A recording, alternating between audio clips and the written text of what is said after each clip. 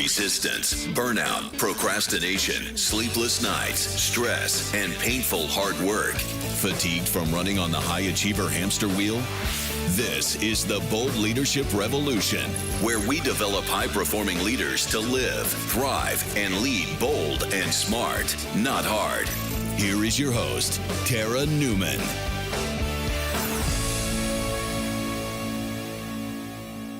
Hey everyone, welcome to this week's Behind the Scenes of the Bold Leadership Revolution podcast. We are doing part 2 today, and we are talking all about fear. We're talking about all the fears that I've experienced during this process. We're going to talk about how you can move through your fear more quickly. We're also going to be talking about the importance of energy and the importance of getting in the zone, as well as looking at, how and where I've been focusing my time over the last few weeks and the trade-offs that I've had to make in my schedule to allow me to do that.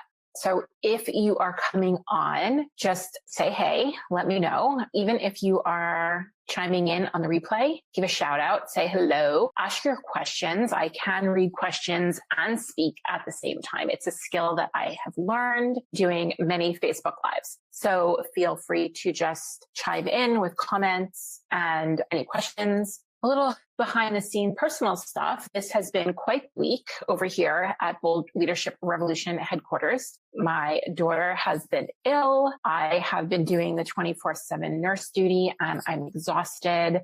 You may hear some noise in the background. My husband is home co-working with me, so we can both trade off taking care of my daughter who has pneumonia. So that was why we postponed the Facebook Live from yesterday to today, because it allowed me to have time to go take her to that doctor, get a chest x-ray done, find out that she had pneumonia, which stinks. Also, I am preparing. Tomorrow is my very first CrossFit competition. I'm super pumped about it. It's called Flex on the Beach, and it's taking place in Long Beach, Long Island. And I have been trying to rest up this week, so I am in full capacity for my competition tomorrow because my shoulder is bothering me and I have developed tennis elbow from CrossFit. So it has been a messy, messy week over here. So I have notes because there's a good chance I'll forget what I'm meant to say. And I don't want to forget anything. So as you come on, just say, hey, we're going to get started. And I want to just say that I'll give you my bias on fear. I am not a fearless human. I actually don't think any humans are particularly fearless. I think we are all meant to experience fear in one form or another, and that the goal is not to be fearless. The goal is to be courageous. And I've pretty much spent my entire life making the majority of my decisions, major life decisions, from a place of fear. And something, cultivating courage has been something that I've had to be very conscious about on an everyday basis. It's something I practice every day. Back when I started working with a coach, right before I started my business in 2014, it occurred to me that I had a little bit of a problem. I had a lot of fear, but I had no idea what those fears even were. I couldn't name them. I couldn't really allow myself to feel them. I was too fearful to even express or acknowledge or create any kind of awareness around my fears. But once I did, that was kind of like the thing that cracked everything open for me. Once I was able to see what those fears were, to experience them, to feel them, to move through them, really allowed me to start taking action in a big way toward my dreams and toward my vision and toward the things that I desire most in my life. So spending some time talking about fear, although it might be scary or uncomfortable or shameful or vulnerable, is super important, especially when you are going through the process of setting and achieving some big goals for yourself, whether they're personal or professional. So like I said, my daily practice has been to cultivate courage. And courage for me means the ability to feel your fears and choose truth and faith and trust anyway. And John Wayne has a great quote. He said, courage is being scared to death and saddling up anyway, right? Being scared to death and saddling up anyway. So feeling the fear, knowing that it's there, and being able to train yourself to choose trust and faith and truth over that fear. So what I've learned from observing and being a high achieving, ambitious person is that we tend to feel fear the most because we are really leaning into our edge. We are really pushing ourselves to step out of the boundaries of our comfort zone and take risks really and step into that place of uncertainty and change more frequently than someone who might be less ambitious or is okay with the status quo, and that, living unapologetically ambitious isn't for everyone, and that's okay. But for those of us who choose to do that, we tend to face a little more fear, I think, than most people. So in the last behind the scenes, I shared that I gave myself a really generous timeline for this podcast. I said, I didn't want to execute in haste. I wanted to sink into this. I wanted to be really intentional. I wanted to take into account that it was summertime, that I was going to be on vacation, that my kids were going to be out of school. Shit happens, right? And I wanted to give myself enough time to work through any kind of fear, resistance, or limiting stories and beliefs that I came up with and allow myself the time to integrate into this new role as a podcaster. I wanted to allow myself the time to really ground into who I was becoming and who I was stepping into and who I wanted to show up as. And that does take some time. And I think that we make a big mistake. Probably hear my daughter coughing in the background. I think it's a big mistake to rush through things and just think that you're going to speed over it or blip over it or fake it till you can make it, because that really doesn't work. That really creates a lot of feelings of misalignment or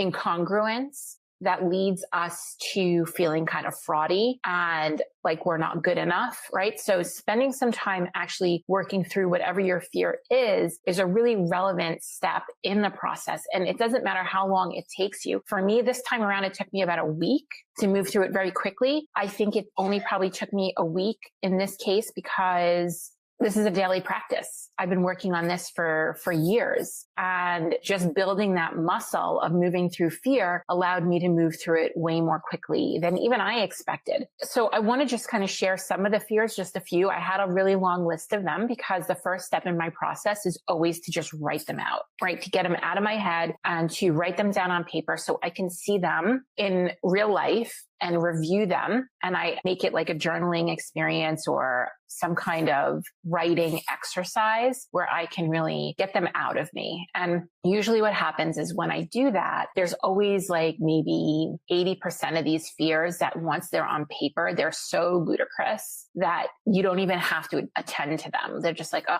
Tara, that is so ridiculous. Just wipe that one away. That's just silly talk, right? Because that's a lot of our fear is just silly. It's there. The ego has it there for a purpose. The ego has it there to keep us playing small and to, really fill our heads with those bullshit stories so that they become loud enough that it drowns out what our heart really wants and what our soul really wants. And that's the purpose of the ego, is to protect us and to keep us safe and, to keep us in a box and not really let us step out of that. So makes up some silly stories. And sometimes when you just see them on paper, you're able to dismiss them and let them go right away. But some of the other ones really stick around for a bit. And some of my fears that came up, and I'm going to read them right off the page, are, what if nobody sees this content? What if nobody sees this podcast content as valuable? Like, what if I'm just useless and nobody wants to hear from me and nobody's interested in what I have to say? And what if I lose motivation for the podcast? Like, this is something that's super exciting to me right now and that I have a lot of motivation for. But like, what if I lose motivation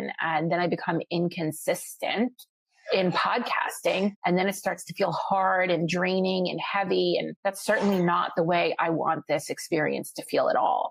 And that's not the energy that I want to bring to this experience for my audience. The tech stuff, right? I had a lot of fear around the tech stuff, that it'll overwhelm me and I'll get stuck in tech hell because I'm good at the tech stuff, but I don't love it. And some of the stuff that gets really, really techy really starts to like boggle my mind, right? So like, what if I get stuck in tech hell? The other one was that, the whole purpose of this podcast is to meet new and interesting people, to really engage my audience and to really build an intimate relationship with them where I'm in their ears, where we're talking and we're engaging around this dynamic leadership content. And for business leaders, for entrepreneurs, for executives, for athletes, whoever's going to be tuning into this podcast, it's for the purpose of engagement. And what happens if so many people start reaching out to me, which is what I want, right? So many people start reaching out to me, and then I start feeling overwhelmed from people being in my inbox or tagging me on social media. And then I get really overwhelmed. So those are some of my bigger fears. And you'll notice that they kind of swing from the fear of failure. What if nobody sees my content as valuable? What if this fails? To what if this really succeeds? Then what? And then I get overwhelmed. Like, then what would happen? So the process that I use to move through my fear is, I should say that my goal is always to have an intimate relationship with it.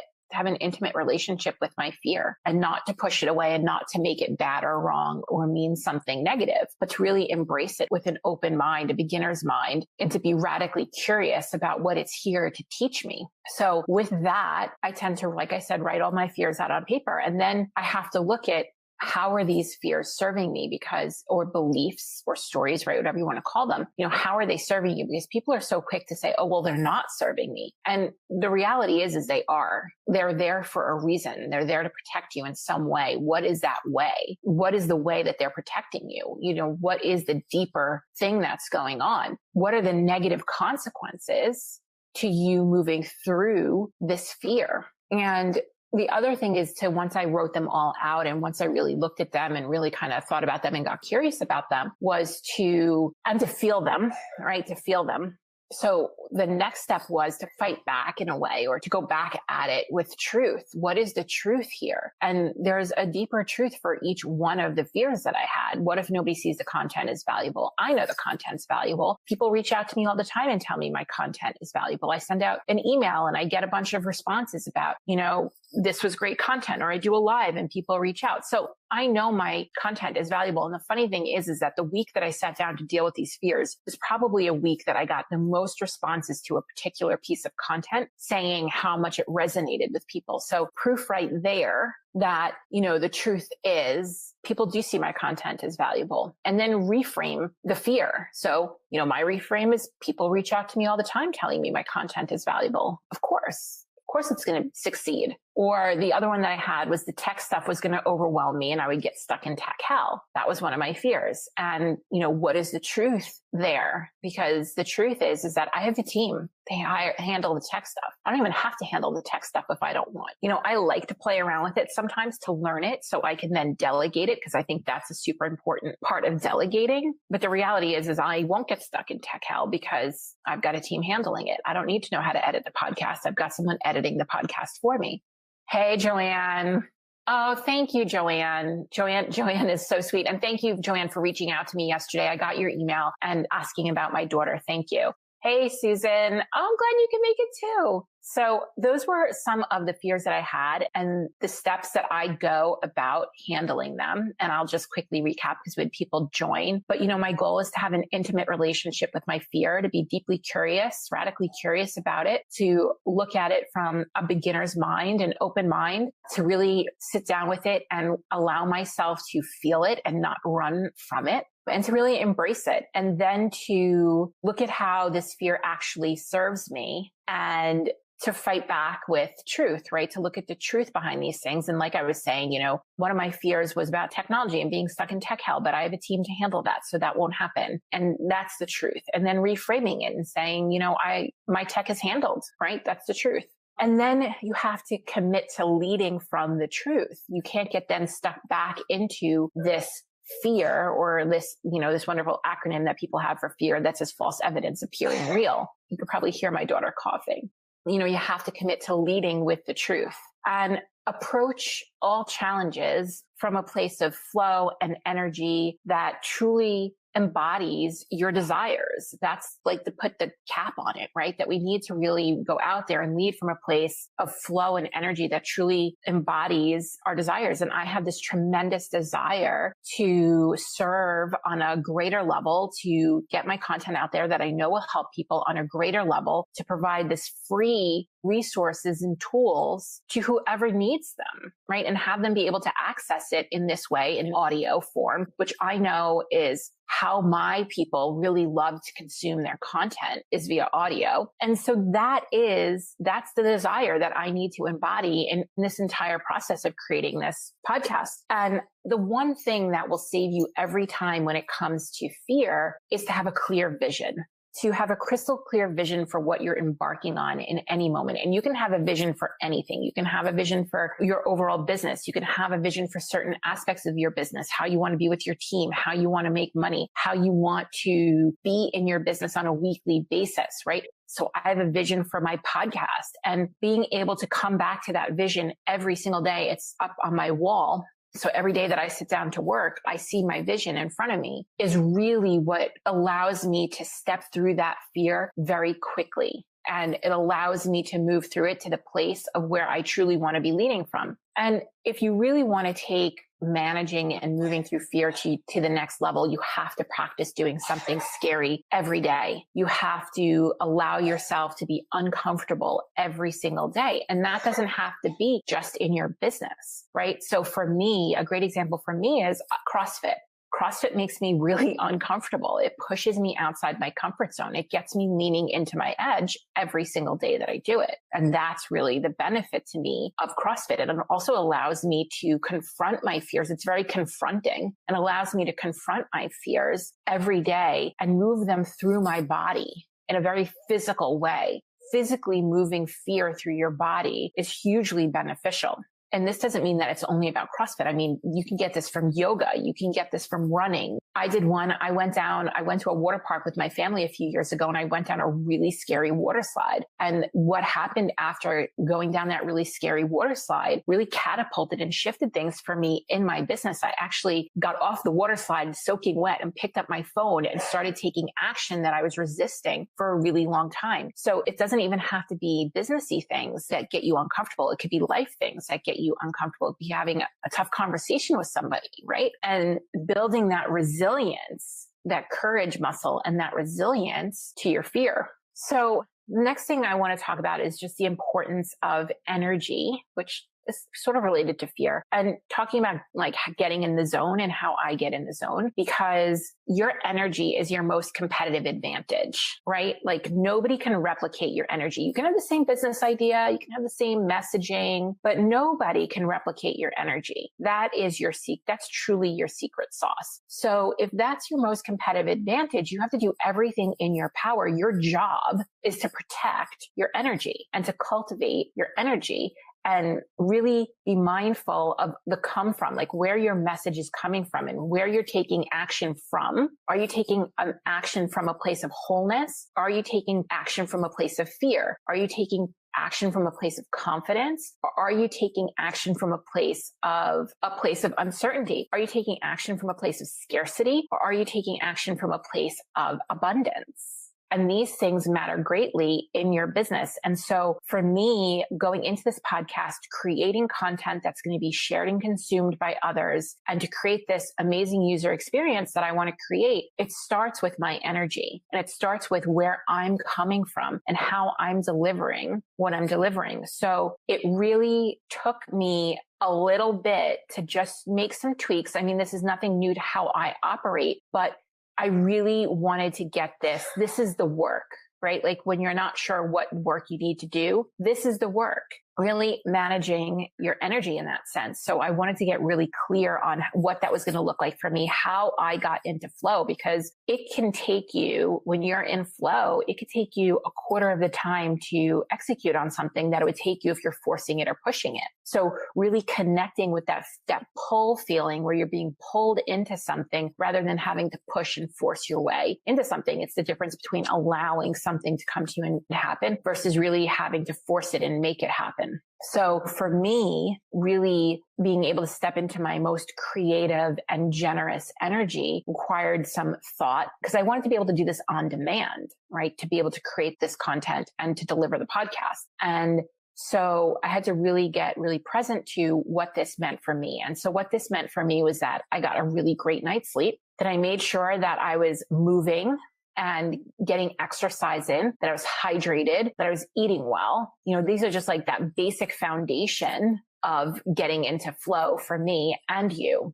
Then for me, like how I like to show up and create I love slogging along in my Lululemons and a ponytail, but the reality is that I'm much more productive when I'm dressed, when I'm showered, when my hair is done, when I have makeup on, and when I'm feeling really good about myself. And it's not a matter of anything other than how I feel at my best. You may feel at your best in your sweatpants and your ponytail, but for me, I need to be making sure on the days that I'm creating an inflow and podcasting that I've done these things, that I haven't slacked off on putting myself together in the morning. And, the other thing is having a clean and beautiful space to work in. That really motivates me to have a clean and beautiful space to show up in. Having time and space in my calendar to sit down and journal and to meditate and to slow down. For me, creation does not come when I'm feeling rushed or frantic or frenzied.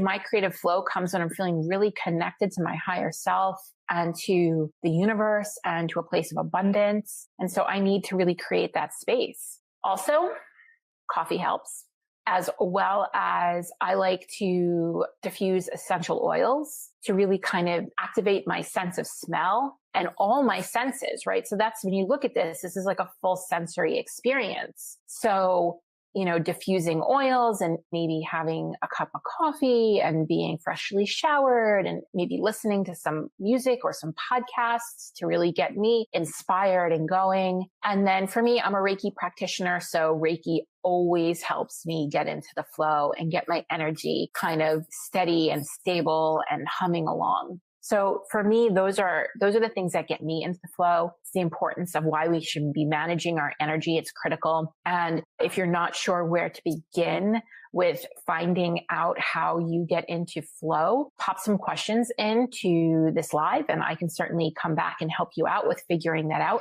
And then the last thing I just wanted to talk about was how and where I focused my time and attention. And this was really inspired by a question from Christy Hansvik from Admin Ease. And Admin Ease, Christy runs a VA agency. So if anybody out there needs a VA, contact Christy Hansvik at Admin Ease. And she said, how do bold leaders structure their days and their weeks? And how I structure my day and my week really sheds a lot of light on where I'm focusing my time and attention. And the short answer to Christy's question is how to structure the day and the week is very intentionally, like really consciously, intentionally, and present to what your goals are and what it is that you're looking to achieve. Now, I always start out, and my clients always start out with an ideal weekly schedule, like a template of their week that is the ideal in utopia, the perfect situation. And it's not that we reach that every week, but how can we get as close as we can? And it's basically your vision for your week, how you want to spend your time each week. What days do you want to work on? What days are you going to